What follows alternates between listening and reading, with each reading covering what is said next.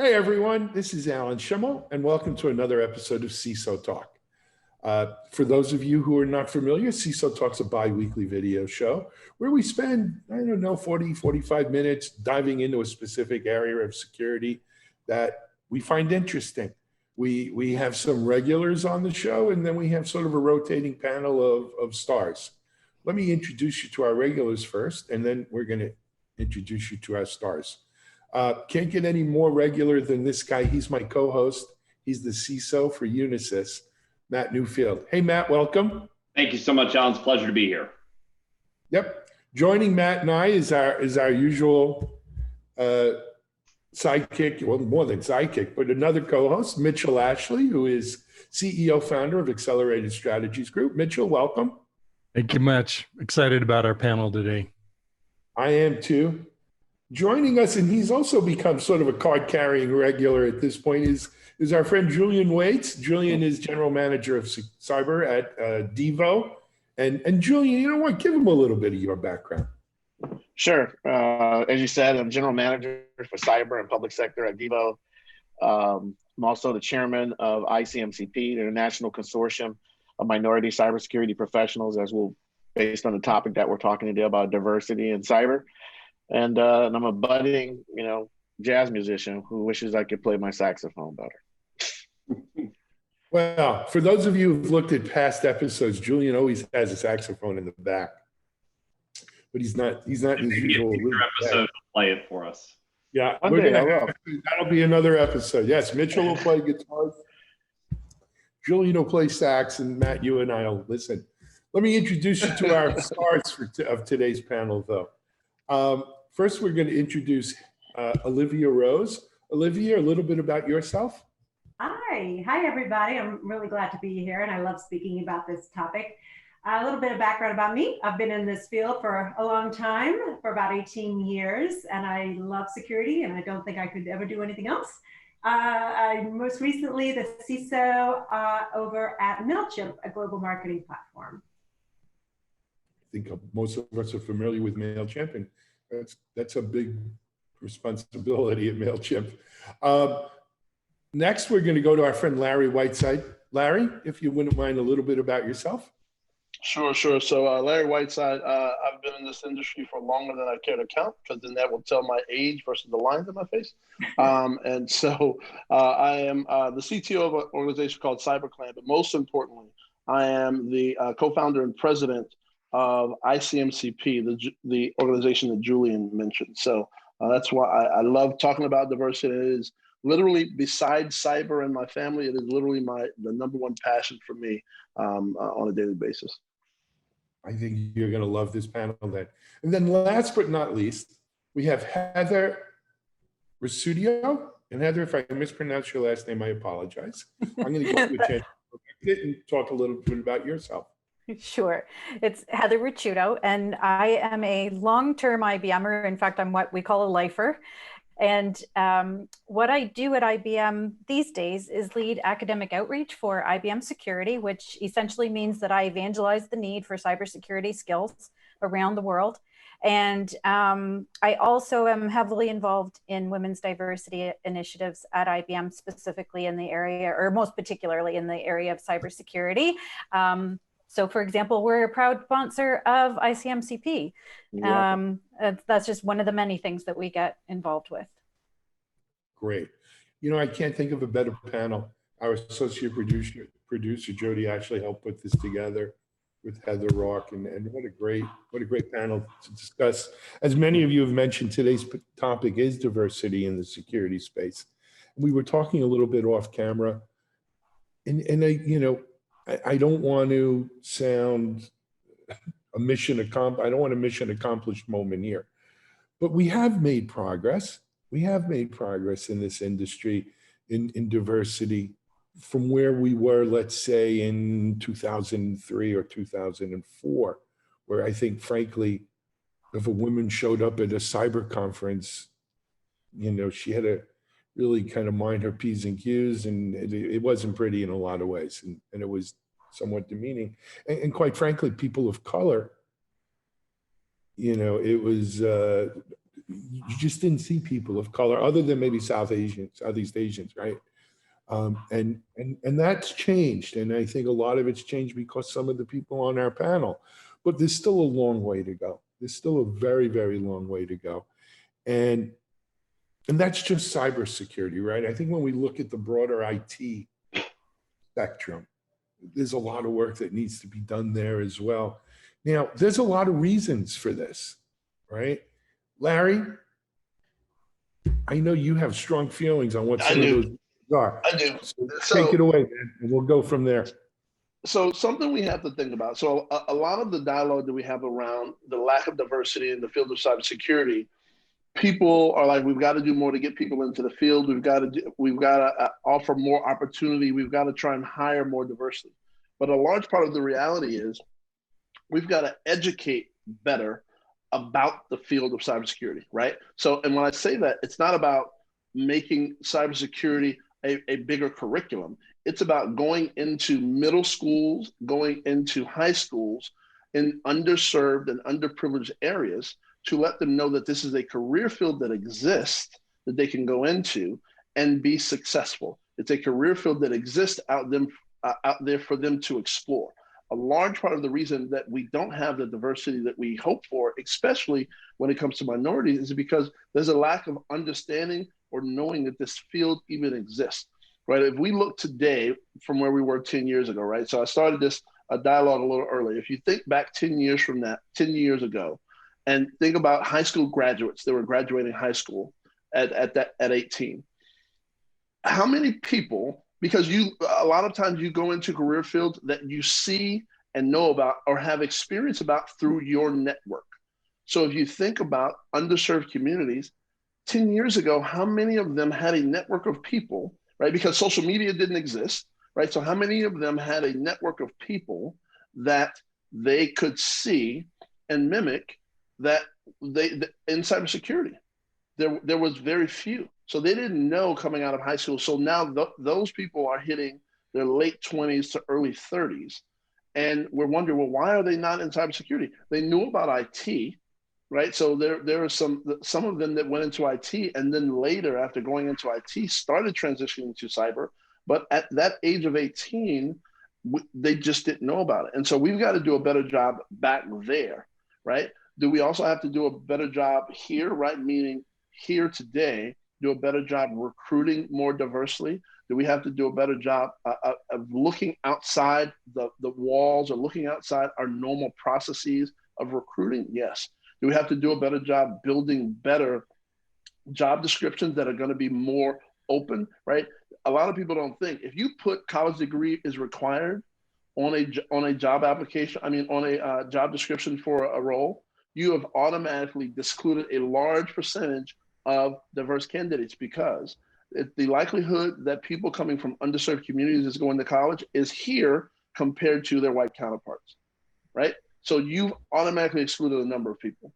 If you put, right, 1 to 3 years experience required for this entry-level role, you just excluded a large percentage of diverse candidates, because the likelihood of a woman or a minority getting an internship to get that year of experience that you need based on that job description is here compared to their counterparts that's here, right? And so we've got to start holistically thinking better about these different aspects of how we build and write job descriptions, of what we do to educate youth at a younger age, that not necessarily about the technical details of the field, but that the field exists, and allow them to start creating the mental muscles that they need, right, of analytical thinking to be successful as they move forward and get older and start having to get into the specific technical skills that are needed for this field.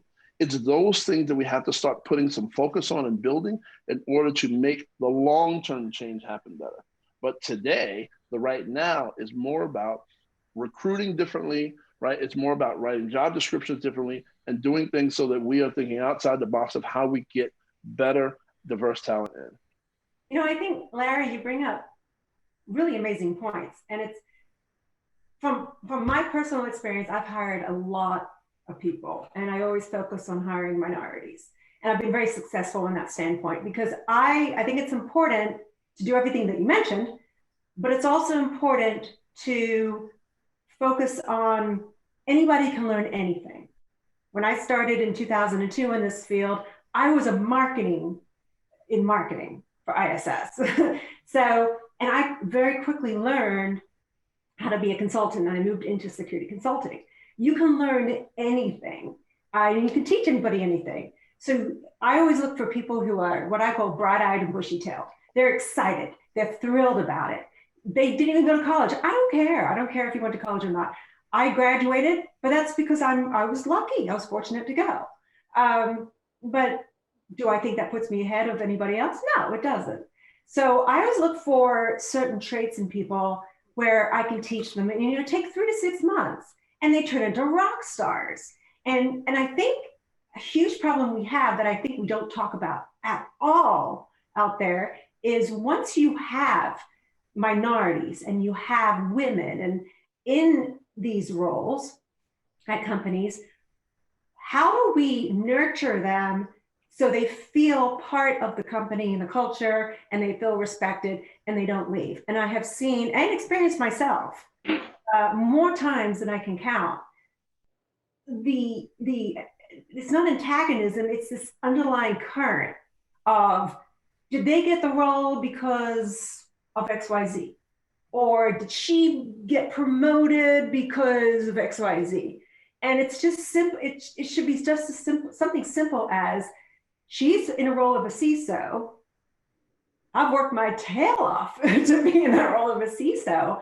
But I always find speaking from a woman's perspective, every woman I know in this industry constantly has to address and overcome these preconceived notions about how they got that role. And it's just like, and how they're perceived, right? I mean, I was talking to one of my directs today, and you know, she was being very direct with a group of people, and she and I were talking about it, and I even said to her, do you think you would have gotten the same? I would have gotten the same response if I had said the exact same thing that you did. And the answer is no. No, it would have probably been, you know, Matt really knows what he wants, and you know, he's really direct. And for her, it's like, why are you being so aggressive? And it's. But you know, Matt, not to cut you off. Nope. I think Larry touched on it. Olivia hit it right up front. A lot of it is not people trying to be malicious. It's really unconscious bias. It's the way we were all raised, right? So I'll give a perfect story. You know, I was a CEO of a company called ThreatTrack. At the time, we had like 500 employees, you know, in downtown Clearwater. And right after I took the job, one of the guys who was a very close friend of mine who worked in the company, we were out having beers down the street one night. And he says, you know, Julian, you talk black and female, but you hire white. And this is a white guy from North Carolina with a very heavy drawl. If you talk to him, you would swear he carries a Confederate flag around everywhere. But one of my closest friends. And the point he was making to me is look at our hiring practices. Yeah, and this is right when we were starting, actually, Larry, when we were starting ICMCP. He was like, you are the CEO of a company of 500 employees, and we still go to all the Ivy League schools to do our recruiting. We do all these things, but where are you really reaching down? And of course, I was upset at first because I'm a black guy and I just got accused of basically being a racist with hiring people. I don't know what they call it, reverse racism, I don't know what it is. But it hit hard. And the next day I got with him and we met for 2 hours. And then I went back to the company the following, because that was a Friday. And that following Monday, I met with my human resources folks. And I said, I don't want to change what we're doing for recruiting other than we need to become about how we recruit. I don't want to stop going to the best schools, but here's some schools and some other things that we need to add to the mix of things as we're looking at people. We started looking at how could we anomalize resumes more to the point where we didn't take away somebody's skill sets, but we didn't allow someone's name or school that they went to also put them in a barrel of they're less than someone else. With ICMCP, when we started, as Larry knows, it was very important to us to have white people on our board, specifically for this issue. One of the things I tell people all the time when I speak is I said, look, before we start this discussion, I don't want anybody in the room feeling bad because they're a white guy. You were born that way and that's fine. What I want you to feel bad about is if you weren't aware of these issues, and I want you to do something about it when we leave the room. Mm-hmm. I like that. I think you hit it right on the head, Larry, and that is, it's not an HR problem. It's not a people aren't applying to our job posting problem. It's a leadership problem. I believe that leaders don't know how to hire for diversity other than to ask HR to go find me more diverse candidates and to look at the pool of candidates we have to say, is there some diversity in it? You're right It about is that. not, it is not a HR problem. It is a leadership problem. Well, And I'm going to say, I'm going to disagree with you a little bit. I'm going to let you finish your point, but I'm going to disagree with you, and I'll tell you why. okay, good. I definitely want to hear your perspective on it too.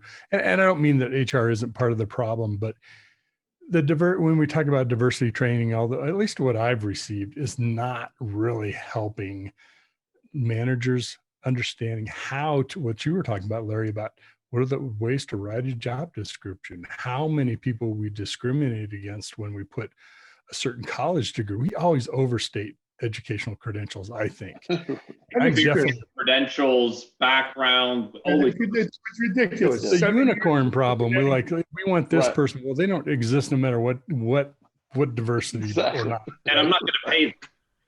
No, we need the unicorn that's free. Yeah, that's free. Right. It's cheap. So I get, my point is I love what Julian, that you said about going out and being part of the outreach, being part of the let's go find and help those people find us, whatever communities we can reach out into. And I say that I'm sure there's a million ways I could have done this better myself as a hiring manager, but it is a leadership problem. That's my point. Yeah, So, so Larry, I'm please jump in. going to disagree with. So I'll put 2 points. So yes, it's a leadership problem, but HR is also a part of the problem. And when I say HR is a part of the problem, right? Because you did say it, you said it's not an HR problem, but you said HR is a part of it. So it's a leadership problem from the standpoint. I agree, because leaders aren't taking an active role in driving HR, right? Mm-hmm. Because what they do is they say, "Hey, I need a role." HR. I want somebody diverse, and then they expect HR to just do it. They expect that HR knows how, has the processes, right? They are the talent management people. They are, right, the human resource people. They are the one that is going to help understand, right, this whole people problem thing, because that's what they do. So yes, there's a leadership problem because the leaders don't lean forward and get actively involved in making the change and forcing HR down the path that they need them to go. But HR is also a problem because HR has not chosen to get out of their own way and operate differently, right? So I took on the role of the president of ICMCP at the beginning of February, January 31st to be exact, right? And so at that board meeting, when I raised my hand to do it, I knew that there was going to be a lot of conversations that I needed to have. So one of those conversations I started having was with hiring companies. And as I began asking them about what are they doing to hire diversely, all of them have said, well, we're doing what we've always done. We go out there and we post our resumes. We post the jobs out there and we pull resumes from, Dice and Indeed and blah, blah, blah, blah, blah, blah, blah. And I'm like, so what is your expectation? If you're doing things the same, how are you expecting different results? Well, we sort of think that by doing that because we want that HR is going to then weed out and find the diverse candidates that are in there and present them to us. That's what the hiring managers honestly think. And that's what's not happening, because there are a couple of things that get in the way. So let's be clear. Cybersecurity gets paid well. And on the scale of technology jobs, IT is here, cyber is about here. And so because of that, when HR is looking at salary bands, because most Fortune 2000 companies have some sort of salary band that they grade everybody at, when they say, oh, this job is going to make $100,000 a year, oh, here are the requirements that must go with that job. So if we as leaders aren't going in to talk with HR and say, hey, HR, we're unicorns, and I say that jokingly, but I believe it, right? In cybersecurity, that we are unicorns. We're unicorns, so you can't grade us the same as you grade everybody else. That 100K band, you can't put the same requirements on that as you, because I can have a senior SOC analyst or mid-level SOC analyst who makes 100K. But you're not going to have an IT analyst who's going to be making that same amount of money, even though if they're tiered as right at the same. And so it's got to be this balance. But leaders, to your point, have to lean forward. They have to recognize when we go in to be a CISO, when you go in to be a leader in an organization, you have to take some ownership in certain things. And one of those is how you staff and helping to drive and educate HR of how to build better requirements to meet your needs as it relates to getting diverse candidates in. You have to also educate, Larry. I mean, let's be honest, we have to self-educate. We have to, going to your diversity meetings, and those are all very important, but we have to self-educate. We have to talk. I think the biggest thing I get from this, and Heather, I really want to go to you in a second because of some of the stuff you and I have done in the past, and I've watched you do, but the conversation's not happening. And I think a lot of people in this industry, a lot of people in general become very defensive. They'll ask a question like, well, I don't do that. Well, nobody's accusing you of doing anything, but right. One of the things that I didn't know, because how would I ever know this until just a few years ago, a colleague of mine said one of the differences between men and women is a man may look at a job and go, I could do that even without experience. Where she was telling me that a lot of times a woman may look at that same job with the same qualifications and go, well, I don't meet every one of those things, therefore I'm not even going to apply. And that at the time was mind-blowing to me, but I could have been very defensive and said, well, that's just crazy talk. I have a lot of women who work for me, instead of us sitting down going, we're going to rewrite these descriptions so that problem goes away. Tell me when the problem goes away. Heather, you've experienced this. I know you do a lot with Cyber for Girls.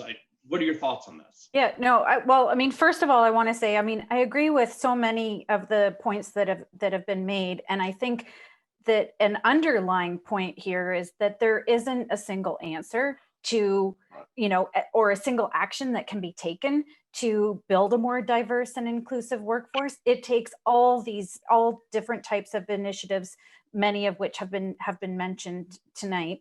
But Matt, to your point, I agree with you 100% on the point of women not applying to jobs because they feel that they have to have 90 or 100% of the requirements that are listed in the job posting. And so going back to the point of educating people about cybersecurity isn't, that's not the only requirement. There's a requirement to educate underrepresented populations on how to get into cybersecurity. And one of those things is exactly that we need to make women aware that, guess what, you don't actually have to have 100% of the requirements under your belt before you apply for a job. And experienced folks like us in the industry, I believe we have an obligation to help them understand that they do have the skills. I'll just use the example of veterans. Veterans often struggle with how to translate, they want to transition into a field like cybersecurity as they move out of the military. But guess what? We in the industry, we see how they have relatable skills that are, perfect for working in cybersecurity, not the least of which is ethics, right? And I guess that's not a skill, that's more of a characteristic, but they often need help from folks in the industry to work through how to translate the skills they've developed in their military service to applying those to required skills in cybersecurity. And that's just one small example. And then, that we've talked a lot about about speaking up. And that I just want to say that I think when we witness behavior that is not conducive to building a diverse and inclusive workforce, that we all have to be upstanders, not bystanders. So, agreed. So for example, when I see, when I attend a conference, or even, I'm at the point in my life where I kind of say what's on my mind, because I figure I have nothing to lose at this point. And, when I see a panel that's full of white men, I am not afraid to speak up and say, where are the women? And likewise, Larry, you might stand up and say, wait a minute, why aren't there any Black men on this panel? or any Black women, or, you know, any women of color, et cetera, et cetera. We've got to stand up and say, why does everybody look the same? Because that's not what the world isn't made up of people who look the same. Couldn't agree more. And I got to be honest, we also, as a white male, have to stand up and say, this is ridiculous. We have to change the scope. And since you brought it up, you know, I love Larry and Julian, the organization you are have founded and run to help the minority community. For veterans, there is Hiring for Heroes, for example. There are organizations out there to help, but we in these leadership roles really need to help people get into the proper mindset. You know, one of the things I loved, Olivia, about you talked about marketing, that's where you came from. I'm a trained psychologist. That's what I would plan to be when I grew up, until I realized I don't like listening to people. And Larry and I used to talk years ago that probably not the career for me. But I think that's the other point is, I think a lot of people in that education feel like, if I did not study cyber, which did not exist when we were in school, high school, middle school, or university, if I wasn't a technologist, I cannot be successful. And you all have said it. What we need to get out there is, I care about two things about an individual in an interview: your passion and that piece of your anatomy that sits between the back of your skull and your eyeballs. That's it. If you show me passion, you ask good questions, you show me that you have done a little bit of research about the topic, about me maybe, about my organization, about the job description, you ask good questions.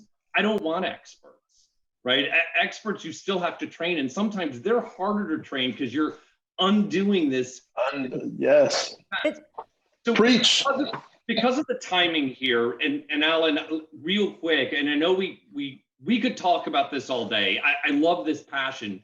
So I guess the questions, we all understand this is a problem. We all understand it's gotten better, but let's be honest, 20% minority right now in cybersecurity, depending on what analysis, 11% female in the industry. To me, we have a long way to go. And we have a long way to go to change perception, to get rid of the stupid stereotypes. You have to be a math wizard to be in cybersecurity. We're all cyber. When's the last time you had to do algebraic equations? I'm the master of PowerPoint, Excel. I mean, let's be honest, right? In speaking. So what do we do? Well, so go ahead. No, sorry. Were you addressing that to Larry? Yeah. No, it's just to everybody. It's to anybody. So for me, I'm going to use a couple of things, right? So you brought up the point of leaning forward, right? So our white male counterparts who make up a large part of this industry leaning forward, right? So I use this analogy a lot because I think it begins to resonate with people. If you think about the March on Selma, if you think about the Black Lives Matter marches that happened earlier this year, right? It took a rainbow coalition of people, not just the people impacted by the event, but the rainbow coalition of people to stand up together and all say, this is a problem. Yeah. That's what it takes now. It takes not just minorities and women standing up saying this is a problem. It takes the collective of all of us together standing up and saying this is a problem. That's number one. Because once we do that, once you see more people, right, that aren't being impacted by the problem, also leaning forward because they recognize it's a problem, then holistic change begins to happen, right? So that's the first step. A second, and there are a million steps that can go behind that, but for me, I think that is the first step that has to happen in order for this to really take effect. Because if it's just minorities and women, right, standing up, saying that this is a problem, it will sit and fester, and it'll fester because you'll still have the unconscious bias, and you'll have people saying, they're just complaining. Look at the numbers. I see them everywhere I go, right? So look. As an example of that, just real quick, I'm sorry to interject here, but it's interesting. That came to light. It proved itself a few weeks ago. I posted something, what I thought was innocuous, just basically saying on LinkedIn, basically saying, if somebody has a job, please, stop questioning whether they deserve that job. Give them a fair chance. Treat everybody equally. Talking about women and minorities. And I received so many emails on LinkedIn from people I didn't even know, women especially, black women, saying thank you, because they were so upset that a few months before, all these companies were saying, we're going to change things, Black Lives Matter, and we're going to put all our efforts and all our money into this, millions of dollars, and we're going to change things. And they were frustrated because nothing happened. And they needed people to stand up for them and say things like that on LinkedIn. So even little things like that, where that you can do every day, which takes no time at all, means a lot to a lot of people, a lot more than companies just saying they're going to do something. I'm going to jump in. Oh, sorry. Go ahead, Alan. Heather, you go first. Heather. No, you go, Heather. Heather. Okay, all right. Heather. Listen, what I was going to say is that I think that I'm personally tired of talking about the problems. Mm-hmm. And I think we need to just focus on the solutions. And we all, folks like us who are so passionate about this topic just need to get out there and keep doing the work that we do and get in front of people and help, bring other role models along with us. So for example, one of the things that we've been doing a lot of when we work with our Cyber Day for Girls program is we call on our early professionals to come talk to the girls, right? So in other words, we use a near to peer kind of format because the girls can relate to them. We were talking a little earlier about how, societal role models that we all saw in front of us as kids were doctors, lawyers, dentists, police officers. Well, it's the same today. The kids today have the same societal role models. There's nobody walking around with a cape saying, I'm a cybersecurity professional, or, I fight cybercrime. But wouldn't it be great if there were? Because then all of a sudden those role models would be in front of the kids. We have to help get them in front of kids in order to build awareness. And by the way, frankly, it's not just kids. We have to build awareness amongst people of all ages, because a big part of the problem is the adults in the kids' lives who don't know enough about cybersecurity in order to talk about cybersecurity intelligently enough to help kids understand the plethora of opportunities that there are in this industry. And that, as you said, Matt, guess what? You don't have to be a math whiz. You don't even have to have a computer science degree necessarily. Some of us do. I'm not one of them. I love that. So one of the things that I've done is I've actually gone into churches to do cyber safety, right? And so I get a bunch of parents who come in for cyber safety because they have kids, right, who are online and on their phones and everything.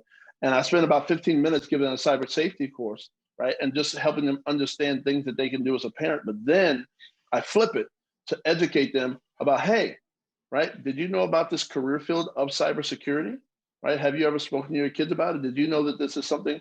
And I go into that.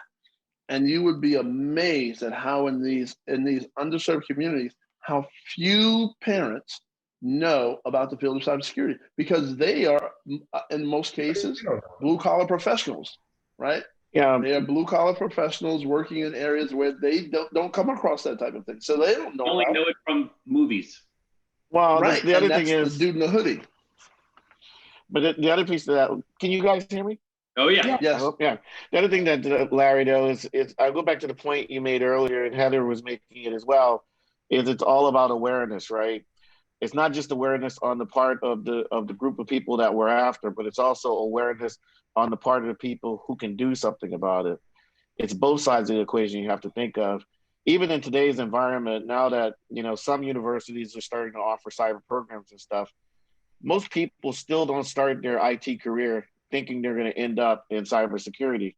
It sounds like none of us on this conference call started that way. I was a jazz performance major in college and a religion minor.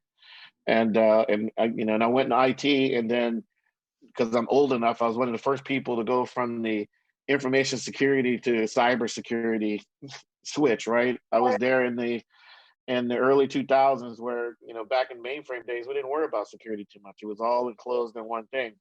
But the more we wanted to get data as to many places as possible to do business faster and to react faster, and the internet was never designed to be secure in the first place.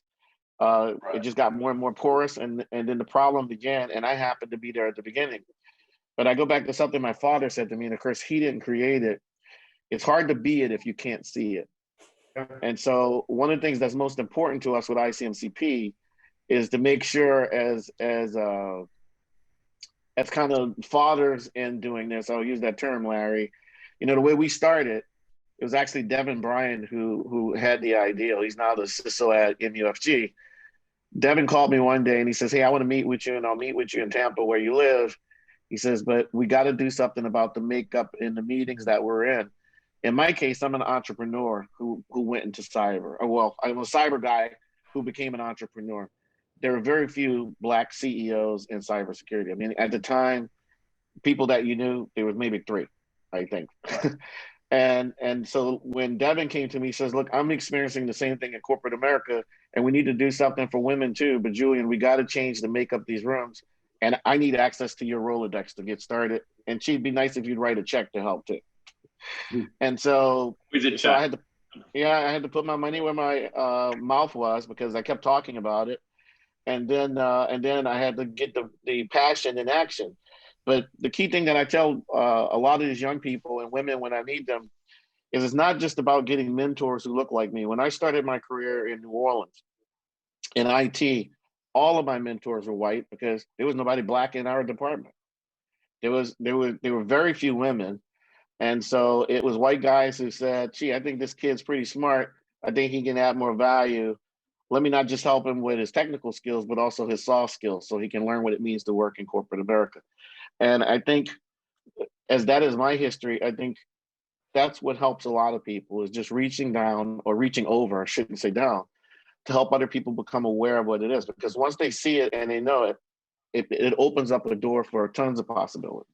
I think we should continue this, and I will throw one thing in there, and I'll hand it back to you, Alan. One of the things that ready to stop yet, Matt. We got more time. One sec. One of the things that we should also do for ourselves, mentoring people that don't look like us is a good thing. Absolutely. But getting a mentor for ourselves that does not look like us is game changing. I promise everybody watching this, my mentors do not look like me. And what I have learned has helped me tremendously in my career, in my personal life, my friendships. It's been eye-opening. I agree 1,000%. So there you go. Alan, I'll hand it to you. So let me, you know, Larry, we started off with you getting real. I want to kind of finish it off with me getting real. So if you can't tell, I'm a white male. Hello, my name's Alan. But here's the thing. You know, Julian, I'm closer to your age than Mitchell's my age too. Heather, you're not as old as you think you are. You know, but I was there also, Julian, in the early 2000s and the 1990s as well. And I have a background as well on this. But it's very hard as a white male. It's one thing to be sensitive. It's a thing, something to be sensitive to the glass ceiling and to women. It's a thing to be sensitive for people of color, right? When you live in a white dominated world and you're the 1 or 2 person in the room. It's one thing to be sensitive. It's another thing to walk a mile in their shoes. And I think that when we talk about leadership and we talk about, why it takes leadership, there's a lot of people who's, and I'm sorry on the Zoom video, this might be going slower, but there's a lot of people whose lips flap and they have the best of intentions, but they haven't walked a mile in those shoes. Exactly. And until you walk a mile in those shoes, it's really hard to understand. When you're Black or a woman and you walk into a job interview, there's no hiding it.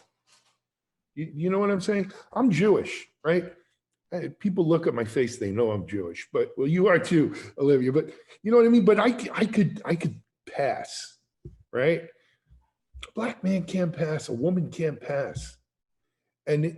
So as sensitive as we want to be, until that day is over, where when you walk into an interview, Olivia or Heather, and the man interviewing you doesn't look first at how you're dressed and how short your skirt is and what your legs look like and your hair or whatever, Or you walk into a room, Larry, and they say, oh my God, this is a big black guy. I'm intimidated or whatever, right? Until that day's over, this is going to be an issue that we keep talking about and talking about and talking about. And if we don't recognize that as truth, you're all kidding yourselves. Exactly. You're all kidding yourselves. You know, and that's what we got to hit on.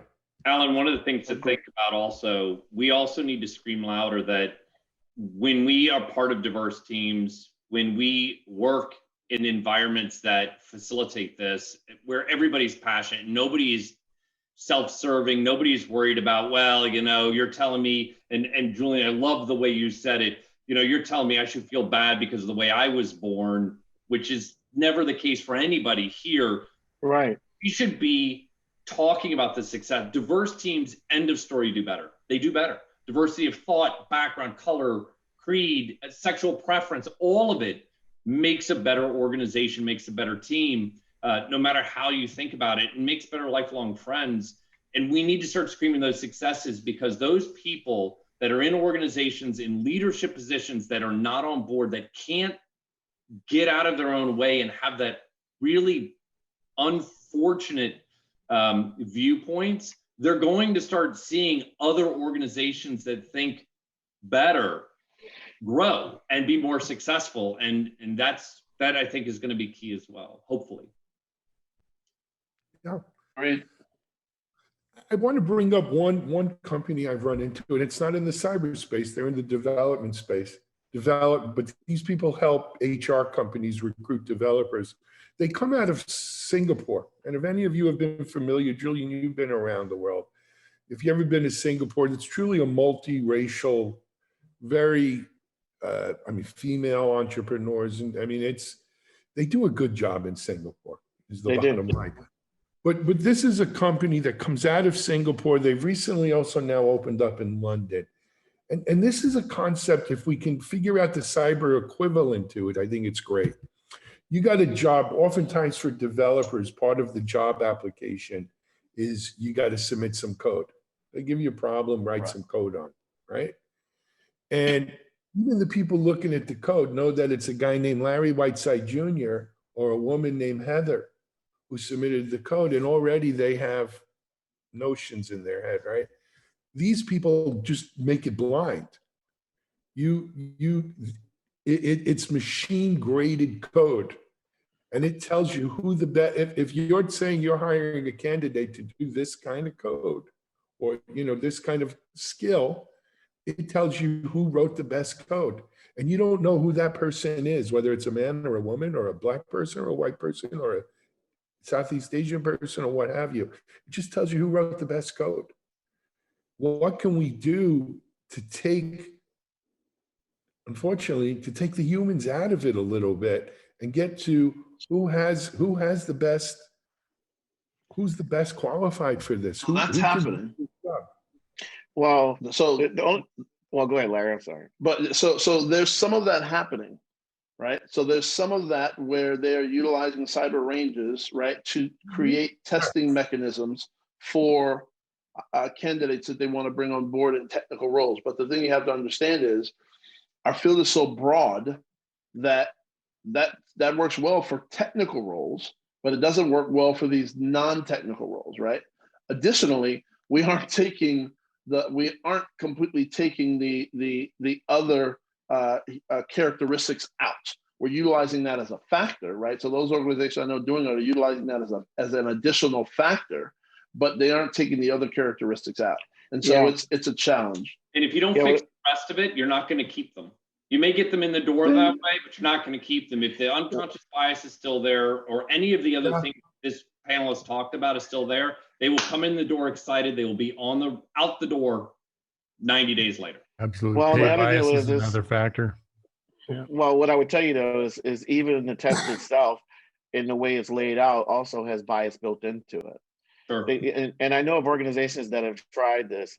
The issue that you run into, so in Singapore, it's a lot easier, even though it's a very diverse environment. You have 3 primary Asian cultures and white people. and math and science is very important in that environment. And so using a test is kind of a way of normalizing things there in that fashion. The issue you have with cybersecurity, especially if you're looking for people who are new to the field or more entry level, it's how do you construct a test that tells me what they can learn, not necessarily what they know. What they know. Yes. That's the issue. It doesn't help with the two things we care about: it's the passion, right? And or the big thing that those tests tend to fail in that, especially in our world. And you know, with Larry and I, what we used to do when we worked together, it was all about that passion, that ability to dig and dig and dig. And you remember those nights? We would be there all night. Nights. We had to be because we wanted to be. And the joke was who was going to drink the largest big gulp, right? Because it was work all night because we wanted to be there. We wanted to be together. We wanted all to do this thing. It's passion and learn. So then it goes back to Larry's point earlier that you need to be around people that do this so you can mimic and see that it's possible for yourself, and so you can get recommended by your network. And that's why organizations like ICMCP, they're so critical, because they have that network for minorities who can refer jobs to them. But again, if you're from an environment where you don't have the ability to form those relationships or see that people like you, look like you in these types of roles, then it's a lot harder for you to get your career started in this field. But it goes back to what Larry said at the beginning, it's education. Yeah. You got to know it exists. Heather, I interrupted you. Oh, no, because I just thought it's something you said, Olivia, just made me think of something. You know, I think that because of the pandemic, with everybody working from home, we actually have so many opportunities in front of us right now. I agree. And one of them is reaching, you know, diverse communities, remote communities, underrepresented communities. You know, of course, there is one qualifier, and that is that they have reliable internet access, which is a whole other conversation, because we know that we have a digital divide. But that issue aside, we can reach people right now remotely through technology that we might not, you know, otherwise have the opportunity to reach in a face-to-face environment. So I think we need to take advantage of that right now. Yeah, instead of you taking an entire day to speak to one school, you could do 10 schools in a day. Yep. Right. Alan.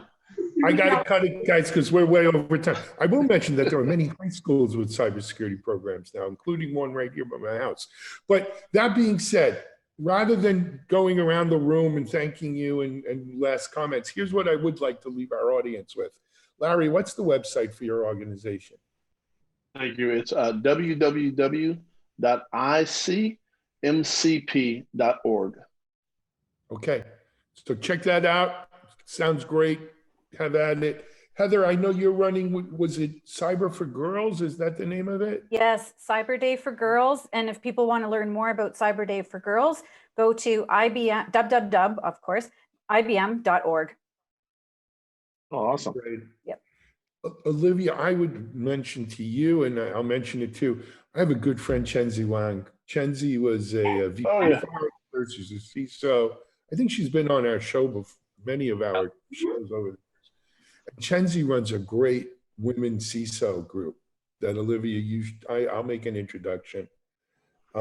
She's now, and Chenzi started her own women-run venture firm called Rain Capital. Yep. She's no longer at Splunk? No. No, she left a while ago. Oh yeah, she started a VC, a little venture firm herself that she's running. She got some good backing for her. Yeah. I'm really happy. It's called Rain Capital, and Chenzi's great. Should have been great to have on this panel. Actually, I'm doing a women's CISO panel with Chenzi and the Jody, our associate producers, putting that together. But anyway, guys and gals, men, women, thank you so much for giving us a really great discussion. We could probably go on for another 2 hours here and not even scratch, but there's something to it. Take it in, look at it. We'll be back in another 2 weeks for another CISO talk. We'll announce the sessions. But thank you very much, everyone. Mitchell, as always, Matt, as always, my co-host. Thank you. Julian, one more time, we got to get you in here. All right. This is Shimel for CISO Talk. Take care, everyone. Thanks. Thanks, everybody. Good night. Bye. Good night. Bye.